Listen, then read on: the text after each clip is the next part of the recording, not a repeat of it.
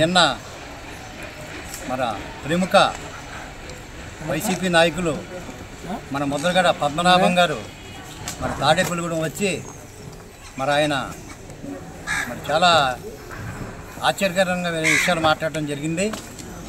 ఎంచేతంటే వేళ జాతి అంతా కూడా కాపు జాతి అంతా కూడా వెనకబడిపోవడం కారకుడు నిజంగా ముద్రగడ పద్మనాభం గారే అని అనిపిస్తుంది. ఎంచేతంటే ఆనాడు రంగా గారు నాయకత్వం వహించి ముందుకొస్తే ఆయనకి ఎటువంటి సహాయ సహకారాలు అందించలేదు ఈయన. అలాగే ఆయనకి రౌడీ ముద్రగా వేసి రౌడీ అనే టైపులో కూడా మాట్లాడటం జరిగింది ఆనాడు. ఆయన తర్వాత ఎంతో నీతివంతంగా పరిపాలించాలని చెప్పేసి చాలా నీతివంతమైన వ్యక్తి చిరంజీవి గారు రాజకీయాల్లోకి వస్తే అటువంటి వ్యక్తికి కూడా ఆయన సహాయ సహకారాలు ఏనాడు కూడా అందించలేదు. అలాగే మన పవన్ కళ్యాణ్ గారు నేనున్నానంటూ ప్రజలందరికీ కూడా కులానికి మతాలకి అతీతంగా నేను పనిచేస్తున్నానని చెప్పేసి అటువంటి వ్యక్తి కూడా నీతినీయమైనటువంటి వ్యక్తి వస్తే ఆయనకు కూడా ఏనాడు కూడా సహాయ సహకారాలు అందించకపోగా ఆయనపై విమర్శలు చేయటం, అలాగే 100 కోట్ల రూపాయలు ట్రైను తగలబడిపోవడం కూడా కారకుడు మన ముద్రగడ పద్మనాభం గారు అని చెప్పి సభాముఖంగా చెప్పక తప్పదు. మేము 40 సంవత్సరాల నుంచి సుమారు 40 సంవత్సరాల నుంచి ముద్రగడ పద్మనాభం గారి వెనకాల మేము తిరిగాం.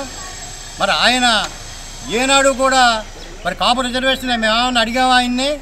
అన్ని జాతులకు కూడా ఈవేళ దూరం అయిపోవడానికి కూడా కారణం మీ ముద్రగడ పద్మనాభం గారు అని చెప్పి సభాముఖంగా నేను మాట్లాడుతున్నా.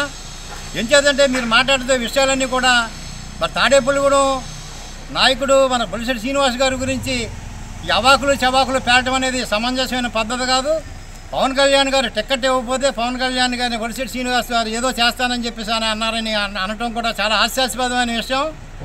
ఇటువంటి చర్యలు చేస్తే జాతి సహించేది మాత్రం లేదని చెప్పి సభాముఖంగా నేను చెప్తున్నా. ఏం చేద్దంటే రిజర్వేషన్ మేమేమో అడగల, పేదలకు అందరికి కూడా కాపు ఉన్నటువంటి పేదలకు ఉచిత వసతులు వాళ్ళకి కావాల్సిన వసతులు అడిగారు తప్ప రిజర్వేషన్ తెమ్మని చెప్పి మేము అడగల. అన్ని జాతులు దూరం అయిపోవడం కూడా కారణం మీరే అని చెప్పి సభాముఖంగా నేను చెప్పడం తప్పదు. అలాగే ఈ తాడేపల్లిగూడెం నాయకుడు మాట్లాడుతూ తాడేపల్లిగూడెంలో రౌడీజం వైసీపీ నాయకులు మాట్లాడుతూ రౌడీజం అన్న ఎవరు చేశారు రౌడీజం? రౌడీజం ఉన్నది పోలీసులు చూసుకునేది విషయం. అది 5 సంవత్సరాలు మీరు పరిపాలించారు. 5 సంవత్సరాలు పరిపాలించిన తర్వాత అదే రౌడీలని మీరు ఎందుకు చేయలేకపోయారు? అరెస్టులు ఎందుకు చేయించలేకపోయారు? రౌడీలు ఉంటే కదా మీరు చేసేది. అసలు తాడేపల్లిగూడెంకి పెద్ద రౌడీ అనేది మీరే అని చెప్పి సభాముఖంగా నేను చెప్పగలుగుతున్నా. ఏం చేద్దంటే రౌడీలు అంటే పన్నులు వసూలు చేయటం, మామూలు వసూలు చేయటం, దందాలు చేయటం. మీరు ఎంతమంది దగ్గర ఎన్ని దందాలు చేశారు అవన్నీ కూడా ప్రజలందరికీ కూడా తెలుసు.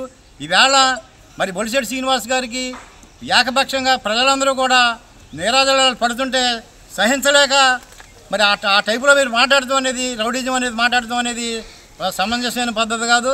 ఇక్కడ రామశెట్టి సురేష్ గారు మాట్లాడటం అనేది అవాకులు చవాకులు మీ పబ్బం గడుపుకుంటాకే మీ అబ్బాయిని మీ అమ్మాయిని కూడా రంగంలోకి దింపడం, వారితో కూడా ఇలాగ రౌడీజం గురించి మాట్లాడించడం అనేది చాలా హాస్యాస్పద విషయం.